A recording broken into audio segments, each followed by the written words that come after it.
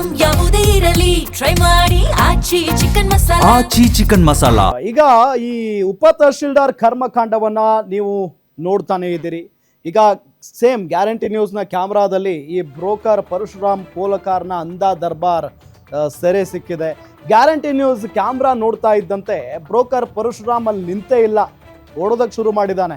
ಒಂದ್ ಕಡೆ ಮನೆಯಲ್ಲಿ ಕೂತು ಸರ್ಕಾರಿ ಕೆಲಸ ಮಾಡ್ತಾ ಇದ್ದಾರೆ ಉಪ ತಹಶೀಲ್ದಾರ್ ಸಾಹೇಬರು, ಮತ್ತೊಂದು ಕಡೆ ಅವ್ರು ಇಲ್ಲದೆ ಇರುವಂಥ ಸಮಯದಲ್ಲಿ ಈ ಬ್ರೋಕರ್ ಪರಶುರಾಮ್ ಅಂದಾ ದರ್ಬಾರ್ ಮಾಡ್ತಾ ಇರೋದು.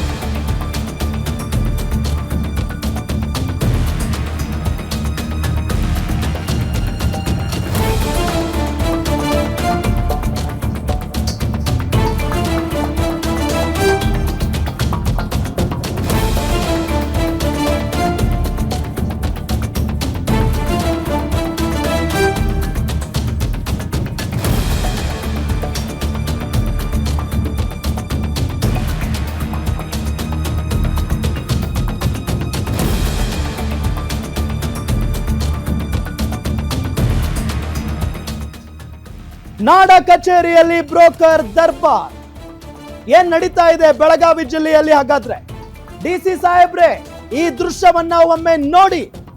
ನೀವ್ಯಾರು ಎಂದು ಪ್ರಶ್ನೆ ಮಾಡಿದ್ರೆ ಈ ಬ್ರೋಕರ್ ಎಸ್ಕೇಪ್ ಆಗ್ತಾನಲ್ಲಿಂದ. ಗ್ಯಾರಂಟಿ ನ್ಯೂಸ್ ಕ್ಯಾಮ್ರಾ ನೋಡಿ ಕಾಲ್ ಕಿತ್ತಿದ್ದಾನೆ ಬ್ರೋಕರ್ ಪರಶುರಾಮ್. ಈ ದೃಶ್ಯಾವಳಿಗಳನ್ನ ನಿಮ್ಗೆ ತೋರಿಸ್ತಾ ಇದೀವಿ. ನಾಡ ಕಚೇರಿ ಅದು ಉಪ ತಹಶೀಲ್ದಾರ್ ಕೂತ್ಕೊಳ್ಳುವಂತ ಪ್ಲೇಸ್. ಅಲ್ಲಿ ಉಪ ತಹಶೀಲ್ದಾರ್ ಸಾಹೇಬ್ರು ಇದಾರಾ ಅಂತ ನಾವು ಹೋದ್ರೆ ಅಲ್ಲಿ ಉಪ ತಹಶೀಲ್ದಾರ್ ಅಂತೂ ಇಲ್ಲ, ವಿಜಯ್ ಕುಮಾರ್ ಅಂತೂ ಇಲ್ಲ. ಆದ್ರೆ ಅವರ ಖಾಸಗಿ ಬ್ರೋಕರ್ ಪರಶುರಾಮ್ ನಿಮ್ಗೆ ತೋರಿಸ್ತಾ ಇದೀವಿ ನಾವು ದೃಶ್ಯದಲ್ಲಿ. ಈತನೇ ನೋಡಿ, ಈ ಬ್ರೋಕರ್ ಅಲ್ಲಿಂದ ಕಾಲ್ ಕೀಳ್ತಾರೆ, ಏನೇನು ಮಾತಾಡಲ್ಲ, ಎಸ್ಕೇಪ್ ನೋಡಿ. ಕ್ಯಾಮ್ರಾದಿಂದ ತಪ್ಪಿಸಿಕೊಳ್ಳೋ ಸಲುವಾಗಿ ಅಲ್ಲಿಂದ ಎಸ್ಕೇಪ್ ಆಗ್ತಾ ಇರುವಂತ ದೃಶ್ಯ ಇದು. ಸೊ ಅಲ್ಲಿ ಬಯೋಮೆಟ್ರಿಕ್ ಕೆಲಸ ಮಾಡ್ತಾ ಇದೆಯಾ ಅಂತ ಅಂದ್ರೆ ನಮಗ್ ಗೊತ್ತಿಲ್ಲ. ನಾಡ ಕಚೇರಿಯಲ್ಲಿರುವಂತ ಬಯೋಮೆಟ್ರಿಕ್ ಕೆಲಸ ಮಾಡ್ತಾ ಇದೆಯಾ ಗೊತ್ತಿಲ್ಲ. ಅಲ್ಲಿನ ಹಾಜರಾತಿ ಪುಸ್ತಕದಲ್ಲಿ ಸೈನ್ ಏನಾದ್ರು ಮಾಡಿದಾರ ಉಪ ತಹಶೀಲ್ದಾರ್ ಸಾಹೇಬ್ರು ಅಂತ ಅಂದ್ರೆ ಅದೂ ಇಲ್ಲ. ಸಿಸಿ ಕ್ಯಾಮರಾ ಏನಾದ್ರೂ ಇದೆಯಾ ನಾಡ ಕಚೇರಿಯಲ್ಲಿ ಅಂತ ನೋಡಿದ್ರೆ ಅದೂ ಇಲ್ಲ. ಏನ್ ನಡೀತಿದೆ ಹಾಗಾದ್ರೆ? ಸರ್ಕಾರಿ ಕಚೇರಿಗಳು ಅಂತ ಅಂದ್ರೆ ಬ್ರೋಕರ್ ಅಡ್ಡೆನ ಅದು? ಬ್ರೋಕರ್ಗಳು ಅಂದಾ ದರ್ಬಾರ್ ನಡೆಸಬಹುದಾ ಅಲ್ಲಿ? ಡಿಸಿ ಸಾಹೇಬ್ರೆ, ಬೆಳಗಾವಿಯಲ್ಲಿ ಆಡಳಿತ ನಡೆಸ್ತಿರೋದು ಯಾರು? ಡಿಸಿ ಅಂತ ಅಂದ್ರೆ ನಮಗ್ ತಿಳಿದ ಮಟ್ಟಂಗೆ ಆ ಒಂದು ಜಿಲ್ಲೆಗೆ ಅವರೇ ರಾಜ. ಸೊ ಬಟ್ ಅವರ ಆಡಳಿತದಲ್ಲಿ ಏನ್ ಬೇಕಾದ್ರೂ ನಡೆಯುತ್ತಾ, ಏನ್ ಬೇಕಾದ್ರೂ ನಡಿಬಹುದಾ?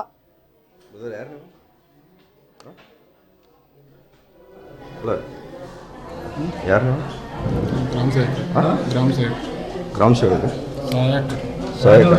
ಯಾರು?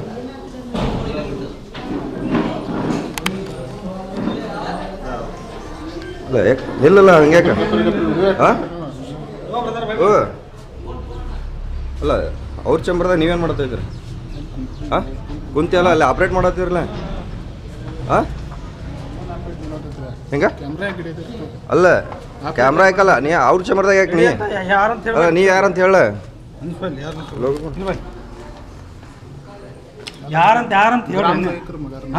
ಯಾ ಗ್ರಾಮ ಮಗ ಅಲ್ಲೇ ಅದಕ್ಕೆ ದಿನ ಡೈಲಿ ಅದಕ್ಕೆ ನೀ ಅಲ್ಲಿ ಹಂಗಾಗ್ತೀರ? ಯಾರು ಸರ್ ಅವರು ಹಾಕ್ರಿ ಅದು ಹಾಕ್ರಿ. ಹೆಂಗೆ ಯಾಕೆ ಮಾಡತ್ರಿ? ಲೋಗ ಹಾಕ್ರಿ, ಬೈಟ್ ತಗೋಣ.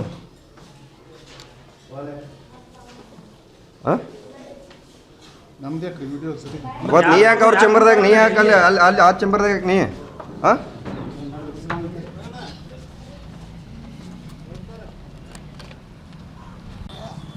ಅಲ್ಲಿ ದಿನ ಆಪ್ರೇಟ್ ಮಾಡೋದು? ಅವ್ರು ತಹಸೀಲ್ದಾರ್ ಬರಂಗಿಲ್ಲ, ನೀವು ಅಲ್ಲಿ ಕುಂದ್ರದು ಇದನ್ನ ಮಾಡೋದು? ಅಲ್ಲ ಉಪ ತಹಸೀಲ್ದಾರ್ ಅವ್ರ ಕಚೇರಿ ಒಳಗೆ ನೀ ಅದಕ್ಕಪ್ಪ ನೀನೇನು ಕೆಲಸನೇ ಇಲ್ಲಲ್ಲ ಅಲ್ಲಿ, ನೀ ಯಾಕೆ ಅಲ್ಲಿ ಕುಂದ್ರದು?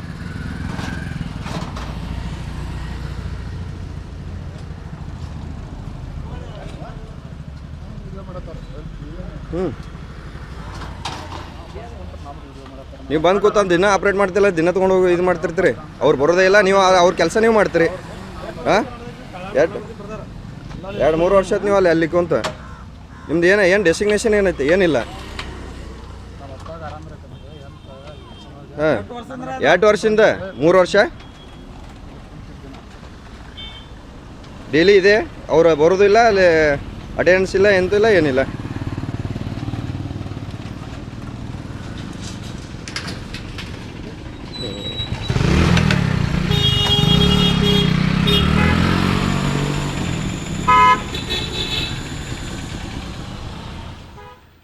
ನೋಡಿದ್ರಲ್ಲ ವೀಕ್ಷಕರೇ, ಇದು ಈ ಬ್ರೋಕರ್ನ ಕತೆ. ಬ್ರೋಕರ್ಗೆ ಕೇಳ್ತಾ ಇದೀವಿ ನಾವಲ್ಲಿ, ಏನ್ ಇಲ್ಲಿ ಕೂತಿದ್ದೀರಾ, ಯಾರು ನೀವು, ನಿಮ್ ಡೆಸಿಗ್ನೇಷನ್ ಏನು, ಏನ್ ಕೆಲಸ ನಿಮ್ದು ಅಂತ ಕೇಳಿದ್ರೆ ಒಂದು ಮಾತಾಡ್ತಾ ಇಲ್ಲ. ಆ ಮನುಷ್ಯ ಒಂದು ಮಾತಾಡ್ತಾ ಇಲ್ಲ. ಅವ್ರ ಜೊತೆಗಿರುವಂತ ಫೋಟೋಗಳನ್ನು ನಿಮಗೆ ತೋರಿಸ್ತಾ ಇದೀವಿ ನಾವು. ಯಾರು ವಿಜಯ್ ಕುಮಾರ್ ಇದಾರಲ್ಲ, ಉಪ ತಹಶೀಲ್ದಾರ್, ಅವ್ರ ಜೊತೆಗಿರುವಂತ ಈ ಬ್ರೋಕರ್ನ ಫೋಟೋ ತೋರಿಸ್ತಾ ಇದೀವಿ ನಾವು.